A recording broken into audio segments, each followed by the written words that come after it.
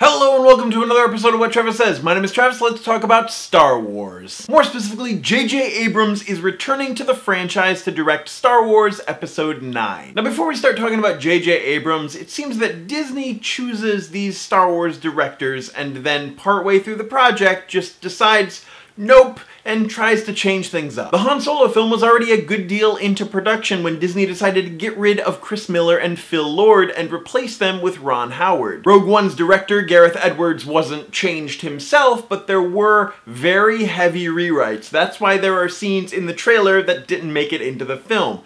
Disney essentially changed the ending of the movie. The Boba Fett solo film was cancelled or put on hold after a split between Disney and director Josh Trank. And now, replacing Colin Trevorrow, J.J. Abrams is returning to that galaxy far, far away to write and direct Star Wars Episode 9. It's great news for Abrams though. After Disney's nitpicking with directors, it seems like they heavily trust him with the franchise. I sort of remember an interview from a while back where J.J. Abrams said in the interview that he was only going to do one Star Wars film and that one was enough and another one would be way too much, but I don't know where I saw this interview or who it was even with. But hey, people change, and at this point J.J. Abrams probably thinks of this Star Wars trilogy as his baby. Not to mention The Force Awakens was widely hailed as a huge success. My only worry is that with The Force Awakens, J.J. Abrams did reference A New Hope a lot. Can we all agree on that? There's a masked villain with a red lightsaber, there's a droid carrying valuable information, Han Solo has a debt, there's a cantina, there's a big ship that can destroy planetary objects.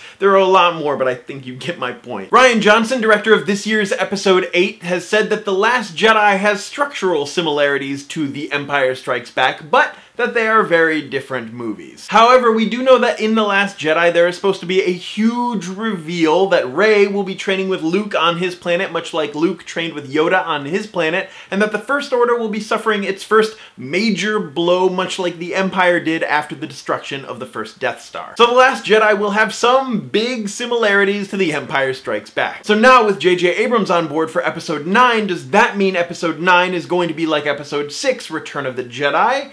Return of the JJ. I'm sure somebody's already made that joke. So maybe Trevorrow's version was much different than what Disney would have liked, and they trust J.J. Abrams to make more nostalgic connections to the original trilogy. Which begs the question, was Rian Johnson even considered to continue from Episode 8 to Episode 9? Disney seems to love working with Rian Johnson, and the creation of Episode 8, The Last Jedi, to the big screen has seemingly been very smooth, so why not just let him direct Episode 9? Well, from Johnson's own mouth, it seems that he's so focused on Episode 8 that going into the release, he would have missed some pre-production development on Episode 9. With another director, Disney can start pre-production development this year, and then by early next year, jump right into filming. Not to worry, as Johnson and Disney are both very happy with The Last Jedi, and assuming that it's received well, he might direct another Star Wars film in the future. Abrams laid the initial groundwork for Johnson and Trevorrow to continue with their own episodes, but with Trevorrow out, it looks like J.J. Abrams will be able to bookend his own story. And to be honest, Abrams seems like the safe pick. He's very familiar with this new trilogy, and Disney trusts him entirely. And with that, J.J. Abrams will become the first director besides creator George Lucas to ever direct more than one Star Wars film. Because of the Abrams announcement, the release date of Episode 9 has been pushed to December of 2019 instead of May 2019, which I think is fine. As much as I love Star Wars and I want them to be released as soon as possible, I really do enjoy having the episodic films released around Christmas time. Every Star Wars film up until Episode 7 was released in May of that year, and when Episode 7 came out around Christmas time,